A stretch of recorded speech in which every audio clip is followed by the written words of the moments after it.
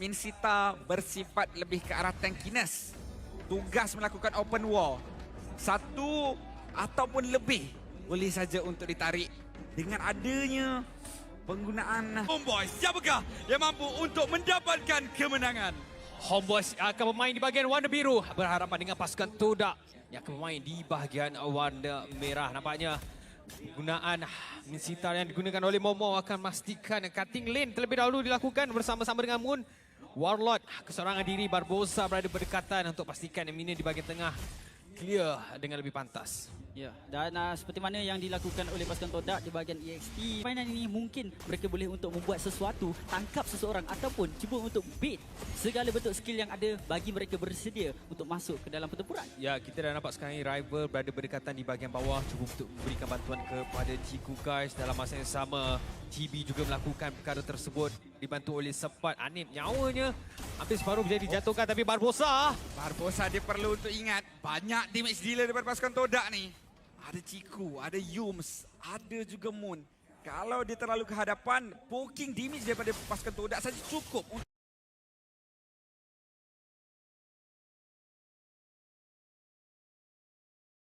merendahkan nyawa beliau. Perlu untuk lebih berhati-hati. Namun disebabkan itu Flicker sudah pun dibazirkan dan informasi diterima Turtle ini. mereka akan pastikan cubaan untuk dapatkan turtle menjadi milik mereka, tetapi lihatlah zoning yang cuba dilakukan oleh pasukan Homeboys akan pastikan apa yang dilakukan oleh pasukan tidak menjadi kenyataan. Tapi cepat nyawanya direndahkan, 1/2 yang berbaki, satu hentakan namun gagal dan rival yang ditumbangkan. Satu tusukan mau daripada GB, satu tak cukup kata GB. Dia dapat kedua. Dan Homeboys ini terus memberikan fokus kepada objektif utama mereka. Turtle dimiliki Homeboys. Kenapa perkara ini berlaku? Sebab pasukan Homeboys lebih bersedia dengan level 4. Manakala untuk daripada Momo tak mendapatkan level 4 lagi. Tapi sebelum itu, GB dia baru sahaja dapatkan double kill. Kali ini dihukum pula. Percubaan untuk dapatkan orange buff gagal. Namun Todak, walaupun mereka dapatkan keuntungan di sisi lain, masih lagi cuba untuk memaksimalkan keuntungan di bahagian yang lain juga. Ya, dan bercakap tentang keuntungan, kita dapat saksikan bagaimana Anip sudah level 5 berbanding dengan Chief Guys yang baru saja level 5, menyebabkan damage yang besar boleh dikeluarkan oleh Anip di bahagian sedikit sebanyak bantuan. Anip dah siapkan dia punya corrosion sight. Item pertama yang tak perlu dimiliki, memberikan fokus kepada penetration. Sekarang dicuba untuk mendapatkan pemain tersebut. Minion akan diberikan tumpuan terlebih dahulu. lihat bagaimana Barbosa bersedia, tetapi telah pun didedahkan oleh Yum sebentar tadi. Satu setup yang menarik saja diperlukan. Bagaimana Homeboys react dengan apa yang dilakukan oleh pasukan Todak sangat cemerlang. Tapi sekarang Warlord di bahagian tengah terpaksa untuk stay. Dia tak boleh buat rotation lagi sebab damage dia masih lagi belum ada. Warlord dia punya power spike akan tiba apabila pengakhiran game ataupun late game. Tapi sebelum itu Moon. Moon masih nak ke altar tetapi nyawanya sangat rendah. Terus sempat dapatkan satu kill tapi rival nyawa yang berbaki tak. Ya, Barbosa cuba untuk mengejar. Pada waktu yang sama Yobs dengan pemain aerial wall manipulation. Momo di bahagian hadapan berada dengan sangat-sangat besar. Barbosa nyawanya sangat rendah. Damage yang dilepaskan, cubaan untuk mendapatkan kill ke atas Barbosa berjaya. Ciku pulang dengan selamat. Dengan adanya ke altar, Momo menyelamatkan keadaan buat pasukan Todak. Namun sekarang ini mereka masih lagi ingin lakukan serangan. Pusingan yang kedua saya kira untuk bahagian ini. Anip ditarik, Momo cuba mendapatkan kill namun Momo yang tertumbang. Anip juga terjatuh. Tetapi tidak menghalang hasrat Todak untuk mendapatkan menara. Namun keuntungan ataupun kerugian bawah mereka dapat, tapi atas mereka lepaskan juga. Ya, dan sempat seorang saja yang diperlukan oleh pasukan Homeboys untuk mendapatkan turret tersebut. Jadi kemenangan kecil boleh diberikan kepada pasukan Homeboys, sementara pasukan Todak mereka berjaya untuk dapatkan sesuatu di bahagian bawah. Sebenarnya kemenangan agak besar juga sebab mereka dapatkan kill. Sebentar tadi Anip dapatkan kill walaupun dia telah dikorbankan, dan pada masa yang sama untuk pasukan Homeboys dapatkan turret. Jadi mirror rotation dilakukan oleh pasukan Homeboys sangat baik dan juga untuk mengekalkan konsistensi mereka berada di atas daripada kedudukan gol.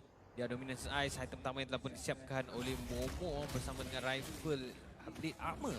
Item yang memberikan fokus pertamanya apabila damage yang besar dikeluarkan oleh Anip bersama-sama dengan Chibi. Chibi 2 kill telah pun dimiliki oleh pemain ini. Masih lagi menang dari segi neutral objektif. 2 turtle menjadi milik pasukan Homeboys buat masa sekarang. Rifle cuba untuk melakukan setup bersama-sama dengan Moon. Tapi lihat Barbosa dengan penggunaan bouncing ball. Cubaan untuk menghalang pergerakan keluar daripada Todak namun tidak berjaya. Sekarang ni saya ada satu amaran lah untuk Todak. Sebagaimana Homeboys berikan fokus ke atas Ciku, sebegitu juga mereka perlu untuk berikan fokus ke atas Warlord. Kalau mereka cuba tarik game ini makin lama makin lambat. Warlord akan makin lama makin sakit. Ya, lagi-lagi dengan dia punya deck impact akan memberikan kesan yang besar dan pasukan Homeboys berjaya untuk kontrol River dengan begitu baik. Turtle yang ketiga berjaya dimiliki oleh pasukan mereka. Terus saja 1600 yang memisahkan di antara kedua-dua pasukan. Pasukan Todak sekarang ni ke-5 pemain berada di bahagian tengah. Mereka terkena sengatan tersebut. Rival dikepung, rival ditumbangkan, rival tak mampu untuk diselamatkan oleh Todak. Namun Ciku masih lagi cuba untuk dapatkan farm, cuba untuk lakukan split push, tetapi dalam waktu yang sama dia berikan fokus di bahagian bawah. Homeboys percuma di bahagian atas. Lihat tanking GB. Barbosa dengan satu lompatan tapi masih lagi ada ke atas untuk menyelamatkan Momo. Namun lihatlah bagaimana nyawa Warlord dengan sangat-sangat rendah berjaya untuk kekal selamat. Moon boleh menjadi mangsa. Ani mendapatkan kill. Tetapi bagaimana kuat untuk pasukan mereka. Namun kali ini Sepat dicari. Sepat lawan dengan 4 orang pemain. Namun Homeboys dah berhati di berbagai tepi. Barbosa masuk. Barbosa dengan satu tari race. Tapi tak cukup. Todak masih lagi mampu untuk lakukan serangan balas. Momo tertumbang. Rival juga beri nasib yang sama. 2 gugur dengan 1 set. Berjaya untuk dapatkan 1. Kurangkan dengan cukup-cukup banyak. Yom cuba untuk menghalang Cibi daripada pulang. Tapi akhirnya Anip yang berjaya untuk tumbangkan. Barbosa juga beri nasib yang sama. Yom masih terselamat. Chico Tak kisah walaupun ada curl altar tersebut, Warlord pun dah dapat damage dia sedikit demi sedikit untuk menolak pasukan Todak daripada terus mara ke hadapan. Tapi lihat bagaimana pemisahan teamfight di situ tersebut telah memberikan kelebihan kepada pasukan Homeboys, di mana dengan adanya Sepat dapat untuk mengelakkan diri daripada pemain-pemain Todak. Namun lihat Ciku sangat-sangat nakal. Homeboys perlu pulang tapi Lord dimulakan. Sepat saja yang dihantar. Nyawa Lord menjadi taruhan. Cibi di bahagian hadapan, cuba untuk bertahan. Tapi Moon juga dikenakan damage yang sangat-sangat besar. Ciku bakal masuk daripada bahagian kanan, cuba untuk lakukan flanking. Cibi ditarik, tapi Flicker digunakan oleh Momo. Dah tak ada decimation, dah tak ada ulti untuk Cibi. Cibi diberikan fokus, Cibi nyawa sangat rendah. Momo yang bakal ditampar sehingga mati. Anim cuba untuk bertahan, tapi blazing keluar daripada Ciku. Bukan 1, tapi 3 orang pemain daripada pasukan Homeboys. Sepat baru sampai. Berjaya untuk dapatkan Moon. Tapi Lord akan dimiliki oleh pasukan Todak. Sepat, nyawa sangat-sangat rendah. Paling-paling kurang perlukan Warlord. Warlord perlu hidup. Tapi Sepat akan tetap dikuburkan. Lihatlah betapa pentingnya watak Ciku guys di dalam team fight sebentar tadi. Bukan saja mampu untuk jatuhkan inhibitor turret milik pasukan Homeboys di bahagian bawah, malah memberikan damage yang cukup besar buat pasukan Todak. Sekarang ni mereka cuba untuk menjatuhkan inhibitor turret di bahagian atas dan mereka berjaya. Mungkin rival akan dijatuhkan. Warlord masih lagi berada dalam keadaan yang cukup selesa untuk mengeluarkan damage yang besar. Ya, sekarang ini mereka dah boleh untuk lakukan defending kembali untuk Homeboys. Melissa dah ada, Cecilian dah ada. Mereka boleh untuk lakukan defending, tapi dalam waktu yang sama Ciku guys bersiap sedia bersama-sama dengan Todak untuk melakukan serangan. Kalau salah satu kena tarik, kalau Momo ada flicker, mungkin permainan ini boleh untuk ditamatkan. Tapi sayangnya Momo tidak punya flicker pada saat ini untuk melakukan satu serangan. Tapi Cibi berjaya untuk ditarik, Sukar untuk ditumbangkan. Lord mudah dibersihkan, tapi Barbosa berjaya untuk dapatkan Momo. Damage yang besar. Ciku masuk pada bahagian kiri dengan blazing duet. Real World Mission di bahagian belakang tidak diganggu. Tapi Cibi masih lagi berjaya untuk bertahan. Malah Todak yang jatuh satu persatu. 3 orang gugur. Moon berjaya untuk dapat Cibi. Tapi Ciku masih bertahan.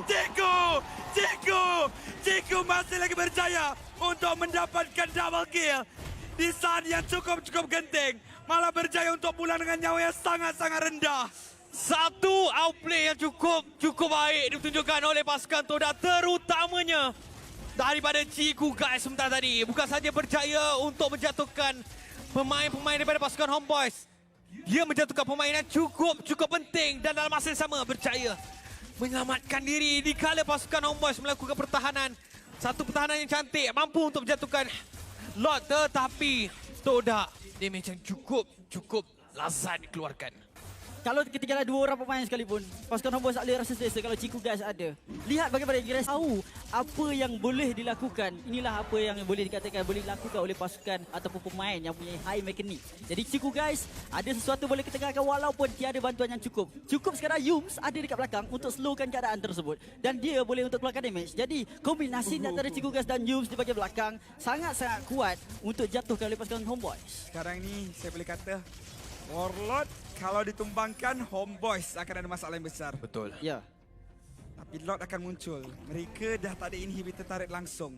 Semua enhance minion, Lin berpihak kepada Todak. Homeboys perlu untuk menang team fight 4 mentan dengan 5 sebentar lagi. Kerana Sepat mungkin bakal dihantar untuk melakukan clearance. Ya, dan Sepat final slash beliau cukup penting. Dikala pasukan Todak akan cuba mendapatkan Lord ini. Tapi lihatlah damage yang dilakukan oleh Chibi. Tapi berjaya untuk ditarik oleh Warlord. Chibi nyawanya dah sangat-sangat rendah. Sepat bersiap sedia dengan Winter Truncheon. Namun Moon berjaya untuk melarikan diri dengan penggunaan flicker. Momo nyawanya dikurangkan sedikit demi sedikit.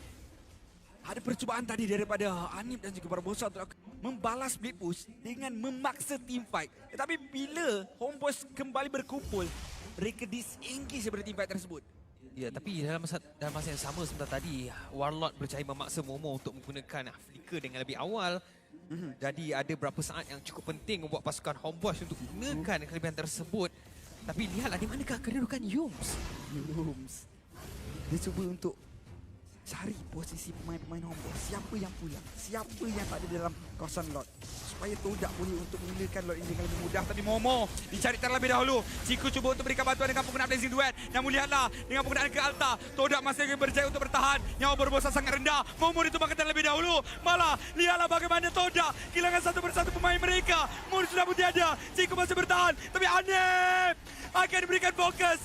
Anip akan ditumbangkan. Rival dapatkan kill. Tetapi 3 orang gugur. Tinggal Ciku. Tinggal Yum saja. Yum di bahagian hadapan. Cuba untuk memperlahankan pergerakan pada Homeboys. Tapi Ciku masih cuba untuk dapatkan Lord. Ciku boleh untuk dapatkan Lord ini walaupun di bersorangan saja. Satu keajaiban yang berjaya untuk diciptakan oleh pemain marksman daripada Todak ini. Tapi dia ditangkap. Masih ada purify. Blazing Duel lepaskan. Ciku versus everybody sekarang ini. Double kill berjaya untuk didapatkan. Mencari triple kill untuk Ciku. Namun masih lagi di mortality. Warlord cuba untuk ditumbangkan. Tapi Ciku akan dilenyapkan. 2 orang gugur. 1 untuk Homeboys, 1 untuk Todak dalam pertempuran tersebut. Ya, dan sekarang ni Lord yang telah pun muncul di bahagian tengah dah tak ada langsung inhibitor turret milik pasukan Homeboys untuk menjadi pertahanan terakhir. Hanya tinggal Crystal saja. Mampukah pasukan Homeboys untuk melakukan pertahanan? Yes, mereka dah tak ada Ciku guys untuk pasukan Todak. Tapi mereka ada Lord yang cukup kuat sekarang ni. Bagaimana pasukan Homeboys untuk melakukan pertahanan? Lord dah masuk. Crystal cuba untuk diserang. Warlord cuba sedaya upaya. Tapi Crystal tetap dihancurkan. Todak masih berjaya melakukan comeback. Bisanya Ciku masih lagi belum hilang. Oh, Ciku guys sebentar tadi. Kalaulah dia mampu untuk survive di fight yang terakhir sebentar tadi, saya akan bagikan Play of the Week untuk Ciku guys. Saya tak ada cakap apa sebab apa yang dilakukan oleh Ciku, dia sepatutnya dia dah lari daripada yang sepatutnya